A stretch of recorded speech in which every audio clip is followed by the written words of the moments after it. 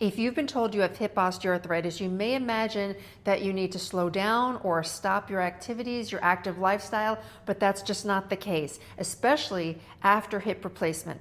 Hi, I'm Lorna Kleidman. I'm a personal trainer and a world champion athlete who's had both her hips replaced, and I still compete at the highest level in kettlebell sport. I've been down this journey. I know all the ins and outs, and I want to help you to understand osteoarthritis and to either prepare for and get through, recover from hip replacement should you go down that road. Let's get into it.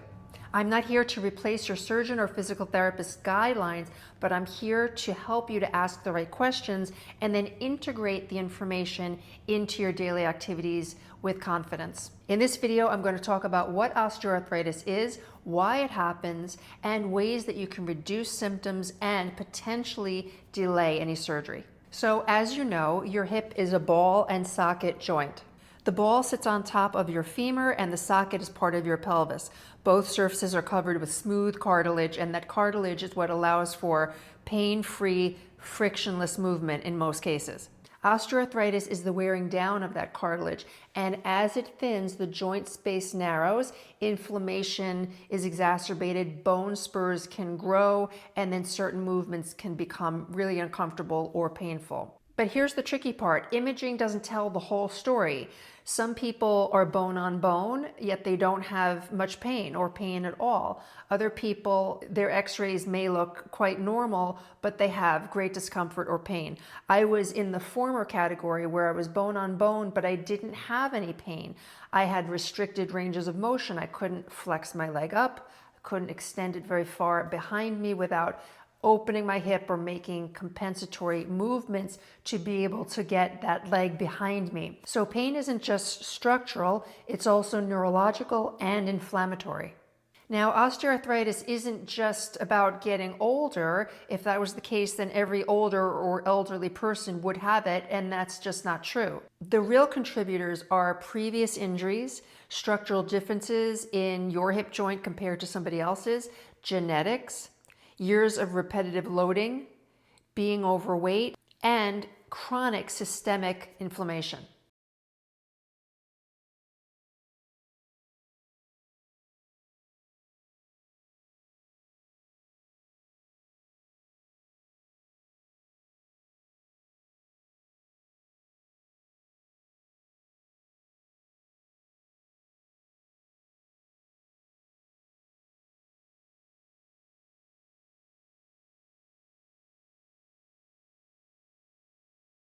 Resistance training. If you're not already doing it, please get into it. Full body sessions, shoulders, arms, abs, back muscles, of course your glutes, hips, and legs. This is so important to help stabilize your hips as they may be deteriorating from osteoarthritis, to keep you structurally sound, and to try to overcome the compensatory patterns that are happening because one or both sides may be degenerating. This is also going to go a long way to helping you to recover and get back to your activities should you have a hip replacement.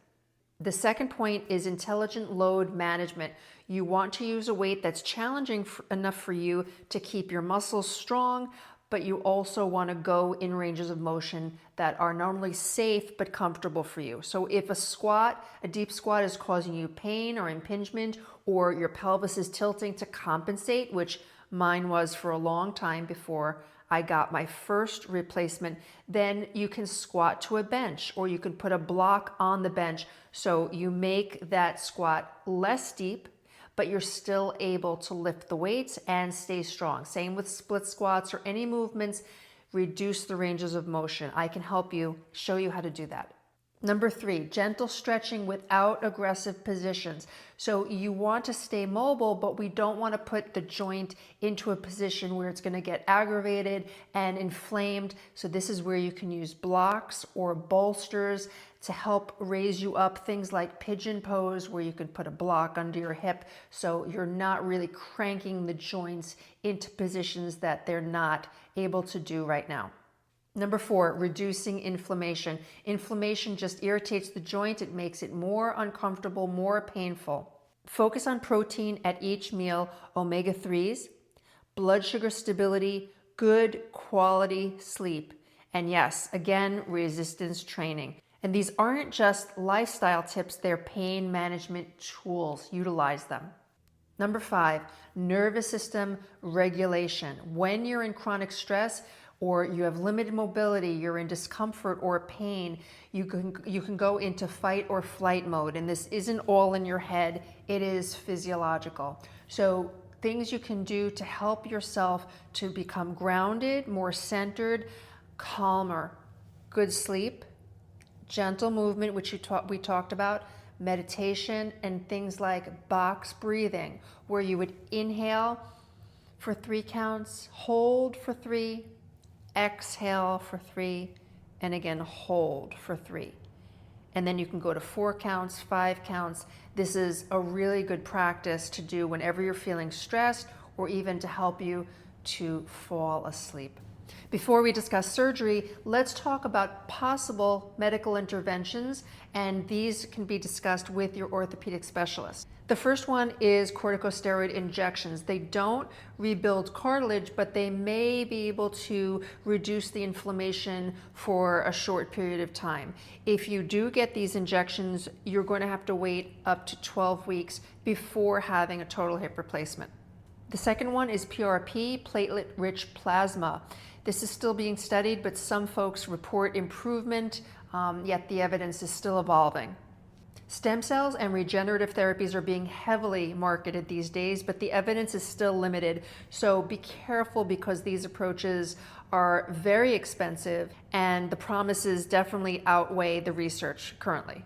And then there's biomechanical interventions such as proper footwear, orthotics. These can help to reduce the load on your joints.